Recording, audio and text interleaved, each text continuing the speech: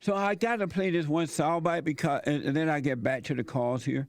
It's so interesting, and I want to just discuss it a little bit. Remember I said no ism, no ism, no ism, no white supremacism, no racism, it never existed. No homophobism, no dadism, no anti-Semitism, no Allahu Akbarism, no ism, except communism and socialism. That's real. People wanting to control you. On Fox, this is from Fox, on Friday, the president condemned all white supremacy on Sean Hannity's show. Here's that soundbite. I have to say, I've said it many times, and let me be clear again. I condemn the KKK. I condemn all white supremacists. I condemn the Proud Boys. I don't know much about the Proud Boys, almost nothing, but I condemn that. But he should condemn also Antifa. Antifa is a horrible group of people. They kill people. What they do to people, and they're causing insurrection, they're causing riots. He doesn't want to do that, but the press doesn't go after him, and that's a really bad group of people. If I say it 100 times, it won't be enough because it's fake news. My question is, how can the president condemn the Proud Boys if he doesn't know who they are? And he's doing it under pressure. I understand that. He's doing it under pressure. Sometimes if you're not, you got to be aware because Satan is always trying to sneak up on you with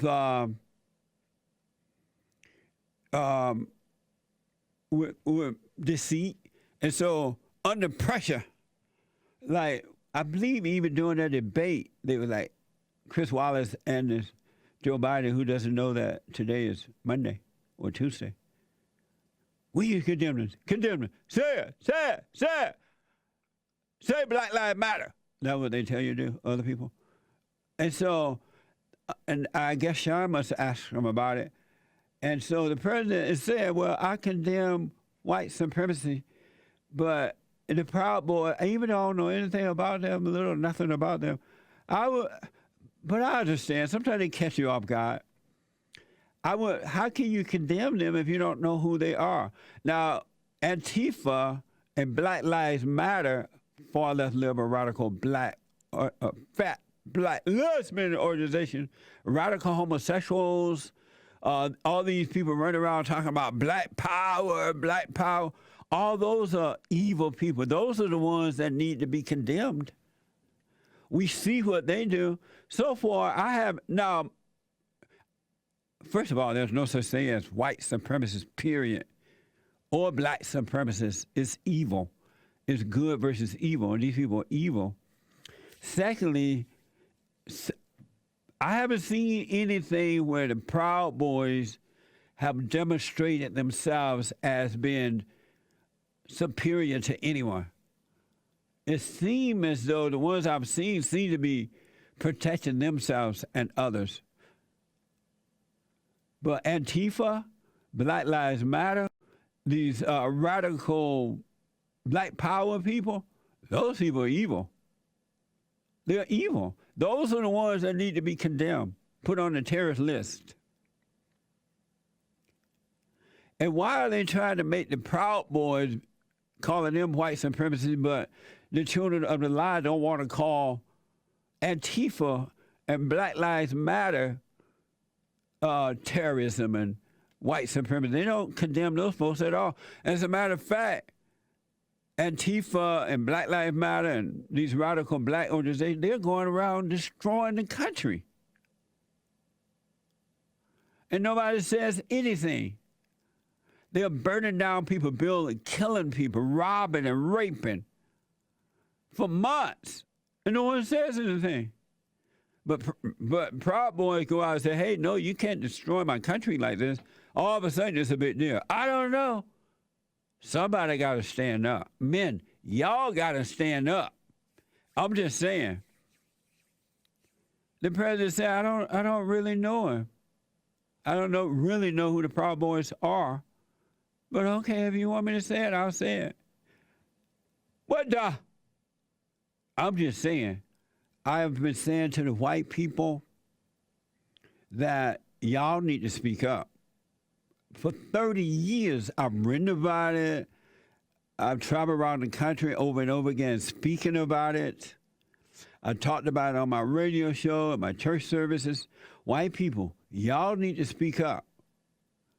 Because black people are angry. And not all, but most. They're angry. And they hate you, but it's their mothers that they hate and are yearning for the father. But they've been told that it's white people, that it's slavery, that it's Jim Crow, that it's white supremacists and all that crap. And I said that 30 years ago, if y'all don't speak up, they're going to get worse. Then we had the knockout games, and then we had the white people didn't do anything about that. They keep voting in the same representatives that will not help them.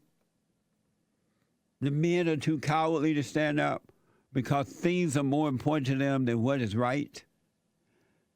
So the white people didn't speak up.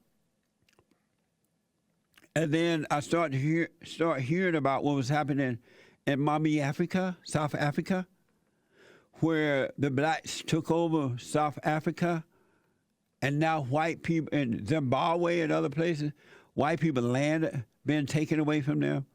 They have been murdered, robbed, raped in their own homes in many cases, along the roadside, because what they did, the blacks got rid of the police departments where they couldn't protect the whites. And after they did that, they went after the land of the whites without compensation, taking the land. In Zimbabwe and South Africa, as a matter of fact, in Zimbabwe, they're begging the whites to come back. Y'all, please come back. We don't know what we were doing. We were just playing. We need food. We know how to eat the food, but we don't know how to grow the food. And so they're begging white folks, and some white people going back to Zimbabwe. But in South Africa, because the blacks rule, they're taking the land from the whites without compensation. So when I started hearing about that and I saw the similarities working here, I'm like, y'all better wake up. Hurry, hurry. Emergency. They're going to take your land. And the white people are like, no, there is no way they can take the land. No, they're going to take your land. They did it in South Africa. They learned how to do it. They know it can be done. Now they're doing it here. Now they're doing it here, and I got proof. I've noticed that they put all these liberal black men and women in office, in government. And then the cowardly white people who are using the blacks for personal gain, not realizing that these blacks are going to turn on them as well. The Democrats and the right-o Republicans, the liberal media, they think the blacks going to love them. When you have hatred in your heart, you love no one. Really, you'll turn on your own cat if you meow too loud. So now, by way of reparations, and they got the people in the right positions to do it, city councils, and mayors, and police chiefs, and congressmen, and all that, right? Your land will be taken away from you because these liberal whites in government are too afraid to stand up to the liberal blacks in government. Even if they didn't want to go along with it, they have no other choice at this point. They would be called racist. Listen to this. Lo and behold, L.A. Times is reporting. This is from the L.A. Times. With Governor Gavin Newsom's signature, California became the first state government in the country to adopt a law to study and develop proposals for potential reparation to descendants of enslaved people and those impacted by slavery. A woman, evil woman by the name of Shirley Weber, she's the author of this she's the author of this bill. She's an assemblywoman, Shirley Weber, a Democrat from San Diego, explained the bill. Watch this. AB 3121 would establish a task force to study and develop reparation proposals for African Americans. The bill would require the task force, consisting of 8 appointed members, to compile and synthesize the prevailing historical record of black slavery and their afterlives in California and across the United States. In fact, the discriminatory practice of the past echoes in the everyday lives of today's black Californian. According to the 2018 report by the Public Policy Institute of California, African Americans males account for 28% of the state's male prison population, despite the fact that black men make up just 5.6% of the state adult males. AB 2131 would require an in-depth examination of the impacts of slavery and its afterlives in California, and provide the framework to develop guidelines on how to begin to address the disparities born of a shameful history. And the governor, Beta governor, will sign the bill. They taking your land. It breaks my heart, but they're taking your land. See, I told you, they're going to take your land. This woman, Shirley Weber, a Democrat out of San Diego, Assemblywoman, they're going to take your land. The Beta mayor, Gavin Newsom, will sign the bill, short of a miracle. Hopefully something happens where he doesn't. He can't sign it, or they refuse to let him sign, whatever. But they're going to take your land, white folks, and there's nowhere to run. He already signed it? I'm being told. How do you know that, Nick? I'm being told that Nick is saying that my producer, the LA Times, reported that he's already signed it.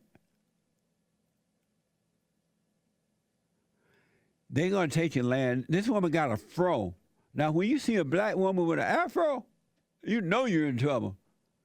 It's hard enough for those who curl their hair, straighten their hair, and curl it. They are bad, but the one with the froze, you better head for the hills. They're going to take your land, white folks, because you guys are cowards. That's all I got to say. You founded and created the greatest country on this side of heaven, but you're too cowardly to keep it going. Beta bells. Amazing. And don't forget to like, follow, tweet, subscribe, and share the Just Lee Peterson radio show, folks. We really appreciate it. We are at war. It is a spiritual battle for the soul of America. And it's going to take all of us to do it.